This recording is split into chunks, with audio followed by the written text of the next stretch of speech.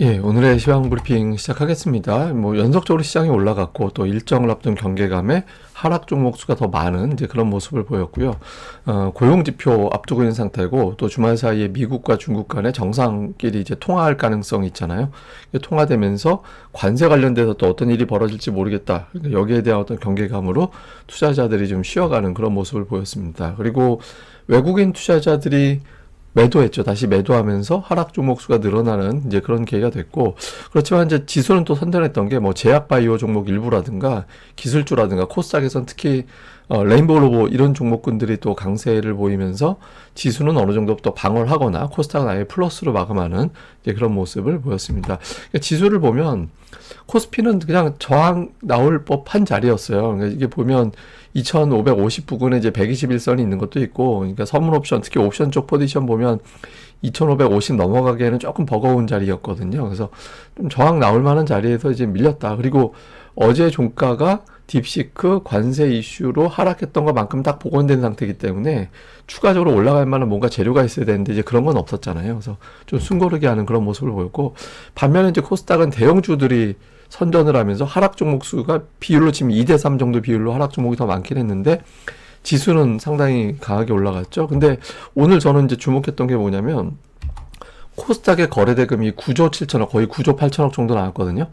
작년도 6월 19일인가 그럴 거야. 이것도 이제 직접 찾아보셔야 되는데 제가 기억이니까 그냥 직접 찾아봐야 되는데 하여튼 6월 19일 그때 전후에서 10조 원 나온 이후에 가장 큰 규모의 거래대금이 나온 겁니다. 그러니까 거래대금이 증가하면서 시장이 올라간다라는 거는 사실은 좋은 현상이죠. 그래서 이제 종목들은 조금 차별화 장세가 될 것 같은데 제가 계속 말씀드린 게 차별화 장세 될 것 같다고. 그러니까 차별화 장세가 전개될 것 같긴 한데 어쨌든 코스닥 시장의 흐름은 좀 심상치 않다. 다음 주에 만약에 10조 원 이상의 거래대금이 나오면서 이제 더 밀고 올라가는 흐름이 나온다라면 코스닥의 대형주 쪽에서는 상당히 강한 이제 종목 장세가 나올 수 있거든요. 그래서 거래 대금이 이제 계속해서 이 정도 규모 나오면서 양봉을 만들어내는지 다음 주에 중요한 포인트로 봐야 될 것 같습니다. 그렇지만 어쨌든 하락 종목 수가 더 많았잖아요. 그러니까 아무래도 이제 투자자들이 좀 확인하고 싶어하는 또 걱정하는 이제 그런 게 좀 있는 거죠. 보면 이제 미국의 고용 지표를 은근히 좀 많이 신경 쓴 것 같다 이런 주장들이 나오고 있거든요.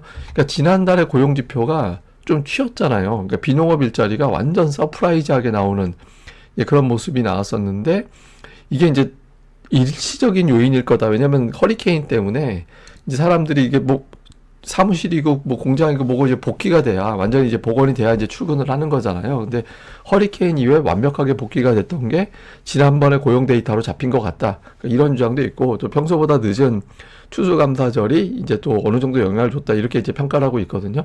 그래서 이번 같은 경우는 한 17만에서 17만 5천 정도 보고 있는데 만약에 이제 그 비슷하게 나온다라면 그냥 이제 괜찮은데 만약에 무슨 서프라이즈하게 또 20만 초반 중반 이렇게 나오면 금리가 또 올라가면서 또 기술주들에 조금 부담을 줄 수도 있죠. 그러니까 이게 또 어떻게 돌아가는지 일단 보고 나서 판단하자. 그러니까 이렇게 이제 투자들이 좀 신중해진 그런 측면이 있고 또 한 가지는 이제 관세죠. 지금 캐나다하고 멕시코는 상대적으로 좀 유하게 넘어간 측면도 없지 않은데 그러니까 중국을 바라보는 미국의 생각은 다르잖아요. 그래서 혹시라도 시진핑하고 통화를 앞두고 있긴 한데 여기서 어떤 또 안 좋은 쪽의 변수가 생기지 않을까? 그러니까 이런 걱정을 좀 한 것 같아요. 물론 이제 중국 측이 우리도 싸울 거야 하면서 이제 손목을 막 그 소매가 막 걷어붙이고 하면서 막 싸우는 척 하고 있지만 하는 거 보면은 그냥 별로 그냥 혼자서 허공에다 주먹질하는 느낌도 들잖아요. 그래서 관세 부과도 이제 10일까지로 밀어놓은 상태고 이거 봐서는 중국도 조금 조심스럽게 접근하는 것 같다. 그렇지만 양쪽이 또 어떤 형태의 어떤 재료를 만들어낼지 알 수가 없기 때문에 또 트럼프 특유의 굉장히 강하게 밀었다가 또 당겼다가 이런 것들이 있잖아요. 그래서 이런 과정을 충분히 봐야 되기 때문에 좀 지나가는 거 보고 나서 판단해 보자. 이렇게 이제 봤던 것 같습니다. 그리고 이제 오늘 특징주를 설명하기 전에 이 차트를 봐야 이제 특징주가 이해되는 건데 제가 이제 이번 주 초반부터 보여드린 거 그러니까 ISM 제조업 지수가 올라갔다. ISM 제조업 지수가 올라가면 우리나라의 수출 데이터가 올라가고 테크주들이 긍정적으로 반응한다. 기술주들이 긍정적으로 반응할 수 있는 계기가 된다라고 말씀을 드렸고 또 하나는 기업들의 실적 발표가 나오면서 특히 이제 그 빅테크들이 올해 과연 자본 지출 투자를 얼마나 할 거냐. 그러니까 딥시크 등장하고 나서 투자 줄이네 마네 이런 걱정들이 있었잖아요. 근데 오히려 더 늘린다라는 거잖아요. 그러니까 보시면 작년도 대비 50%, 오늘 실적 발표 시간, 그러니까 미국 시장 마감하고 나서 실적 발표한 게 아마존인데, 아마존도 예상보다 훨씬 많은 규모의 투자를 하겠다. 그러니까 이렇게 또 공개를 했습니다. 그래서 이 빅4의 투자가 대략적으로 3,200억 달러 정도 되거든요. 그래서 작년도 대비 큰 폭으로 늘어난 거죠. 그러니까 이게 투자 늘린다라는 거는 반도체주들에게 또 긍정적인 영향을 줄 수 있잖아요. 그래서 오늘 반도체주들이 이제 고르게 다 올라갔습니다. 그러니까 유리기판 관련해서 올라간 스토리가 있고, 저 이제 반도체 관련된 또 이제 대형 기업들의 투자가 이어지면서 우리나라가 어느 정도 수혜를 누릴 가능성이 있다라고 이제 평가가 되면서 또 올라가는 그런 모습을 보였죠. 동진세미캠 같은 경우는 굉장히 중요한 저항대가 61선이었는데 이게 넘어가는 모습을 보였고, 오늘 소재하고 연결고리가 있는 종목군들, 뭐 ENF 테크놀로지라든가, 그다음에 기업명 뒤에 이제 머티리얼즈 들어가는 기업들 있잖아요. 그러니까 이런 기업들이 상당히 강하게 올라간 것도 하나의 특징이었습니다. 반면에 이제 HBM 관련된 종목군들은 또 종목별로 좀 엇갈리면서 다른 종목들이 좀 강하게 올라가는 모습을 보였죠. 그 외에 이제 뭐 유리기판 관련주라든가 뭐 이런 등등의 종목군들이 올라갔습니다. 근데 이것도 이거지만 오늘은 시가총액 구도에 지각 변동이 생겼잖아요. 예, 삼성바이오가 시가총액 3위가 됐습니다. 예, 무려. LG에너지솔루션이 한때 시가총액 2위 하던 종목인데 쭉 내려가 버리고 시총 4위가 됐어요. 지금으로서는 뭐 4위, 저는 나중에는 현대차가 LG에너지솔루션 시총을 언젠가 넘길 거라고 보고 있긴 한데, 근데 어쨌든 지금 뭐 시가총액 3위에 삼성바이오가 등극했다라는 거는 굉장히 특이한 현상이죠. 그러니까 뭐 재판 결과 이후에 이제 이재용 회장의 재판 결과 이후에 좀 탄력이 붙은 것 같다, 뭐 이렇게 평가하는 것이 좀 많은 것 같고요. 코스닥도 오늘 또 변화가 생겼죠. 레인보우 로봇이 오늘 장중한 때 시총 4위 잠깐 들어갔었거든요. 그러니까 종가로는 안 했는데 저거는 이제 한두 호가 정도만 오르고 내리고 하면 순위가 뒤집혀요. 예, 그래서 지금 로봇이 시가총액 5위 종목이 됐죠. 이게 아마 이제 삼성과의 어떤 합치는 게 승인이 된 것 같다, 이런 뉴스 때문에 올라갔다라고 하는데, 한편으로 보면 재료 노출일 수 있는데, 그리고 이제 로봇 쪽 이렇게 올라가는 쪽이 너무 거래대금을 잡아먹어 버리면 다른 쪽으로 이제 번질, 예, 그런 자금이 아니라 오히려 이쪽으로 쏠려가는 현상이 나올 수 있어서 로봇주가 너무 막, 그러니까 거래대금을 잡아먹는 거는 그렇게 또 썩 좋은 현상은 아니죠. 어쨌든 오늘 제약바이오와 로봇 쪽에서 지각 변동하는 어떤 변화가 있었다, 시가총액에. 뭐 이것도 특징이었습니다. 수급에선 외국인들이 오늘 어제 정도 매수를 해줬으면 주간 순매수로 바뀔 수 있었는데 매도로 끝났죠. 그리고 이제 외국인들이 선물 매도하고 콜옵션, 풋옵션을 다 매수했잖아요. 그러니까 근데 옵션을 봐서는 외국인들이 어떤 생각을 하는지 대충 유출해보면 변동성 커질 거다, 이렇게 보는 것 같아요. 왜냐면 콜풋을 다 단다라는 거는 위든 아래든 튄다는 얘기잖아요.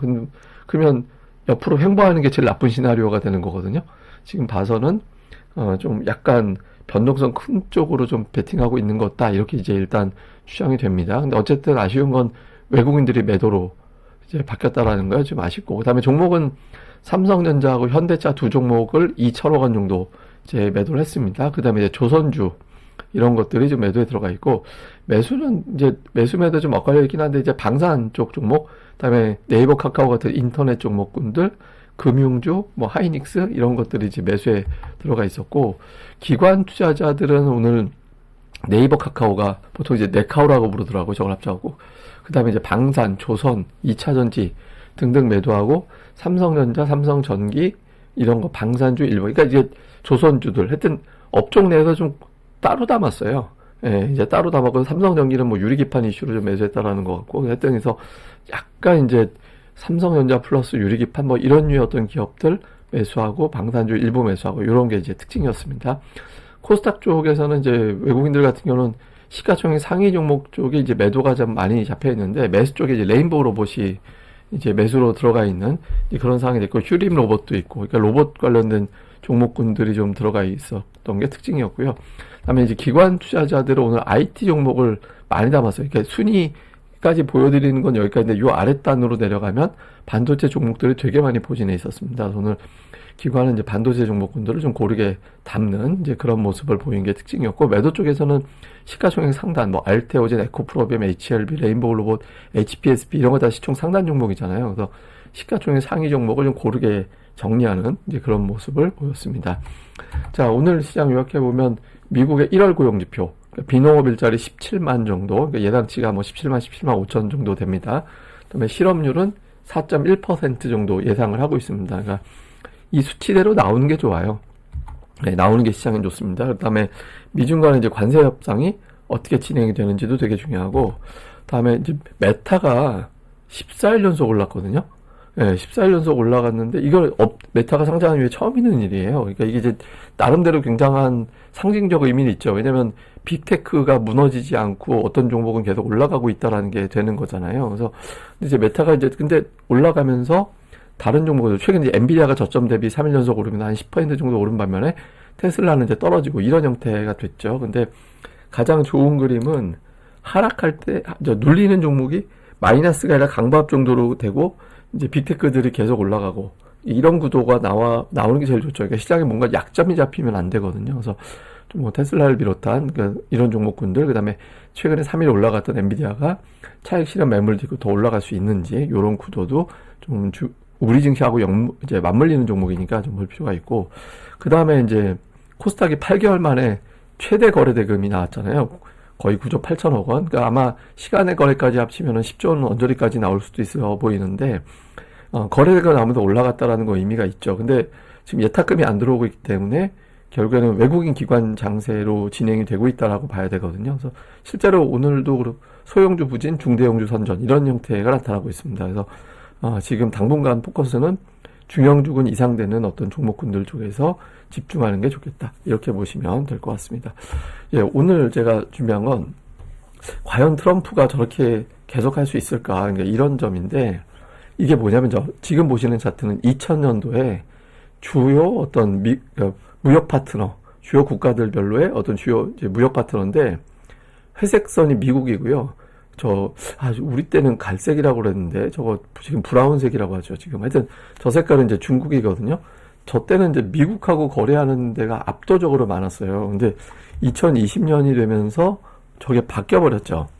예, 그러니까 지금 중국이 그냥 다 휩쓸고 있고, 그다음에 미국이 메인인 나라는 그렇게 많지는 않습니다. 그러니까 이렇게 지금 돼버렸거든요. 근데 지금 트럼프가 너무 막 보호무역 쪽으로 가고 하면, 미국 안에서 뭐 공장 짓고 한다. 이제 이것도 되게 좋은, 미국 입장에서 좋게 되긴 하겠지만, 그러니까 궁극적으로 보면은, 지금은 이제 중국이 경제가 안 좋으니까, 중국의 구매력이 떨어지면서 이제 다른 나라 제품 수입하기도 어렵고, 또 이제 이런저런 이제 제재 받고 있는 것도 있고 하니까 이제 그런 것도 있고, 또 중국이 사실 중국도 나쁜 짓 많이 하잖아요. 뭐 남의 나라 기술 빼갖고 이제 그런 짓도 많이 하고 하니까 거기에 대한 어떤 부담, 뭐 이런 것도 등등도 있고, 그러니까 중국 제품에 대한 신뢰성 없는 거 뭐 이런 것들도 있거든요. 근데 어쨌든 이런 구도 자체는 미국 입장에서는 그렇게 썩 좋은 건 아니거든요. 그래서 트럼프가 이제 무역 전쟁을 자기가 말하는 것만큼 끌고 갈 거라고 생각하기는 어려울 것 같아요. 그래서 좀 나중에 되면 물론 이제 트럼프라는 캐릭터는 또 그렇게 하려면 할 수는 있겠지만, 무역 전쟁이 막 어마어마하게 벌어져가지고 미국이 고립되는 방법으로 가지는 않을 것 같다라고 보여지긴 합니다. 그래서 근데 어쨌든 트럼프 특유의 언론을 막 충분히 활용하는 어떤 공포감, 이런 것들은 계속해서 어필이 될 거기 때문에 변동성은 어쩔 수 없을 것 같다. 그렇지만 시장이 무너질 정도의 상황을 트럼프가 만들지는 않을 것 같다라고 일단은 보고 있는데, 실제로 그렇게 되는지는 나중에 계속 보죠. 예, 어쨌든 또 주말 잘 보내시고요. 저는 또 다음 방송에서 뵙겠습니다. 그리고 오신 김에 구독하기, 좋아요, 그리고 알림 설정까지 꼭 좀 부탁드립니다. 감사합니다.